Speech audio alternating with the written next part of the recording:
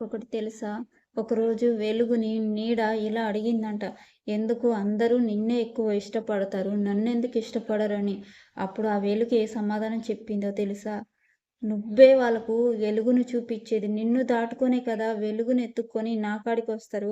దారి చూపిచ్చే నువ్వే అలాగంటే ఎట్లా అని ఆ వెలుగు సమాధానం చెప్పిందంట.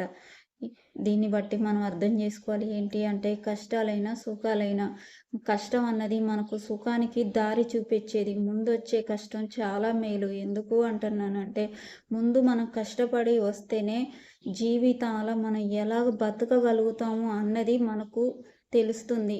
గుణపాఠం కష్టం అన్నది మనకొక గుణపాఠాన్ని నేర్పిస్తుంది.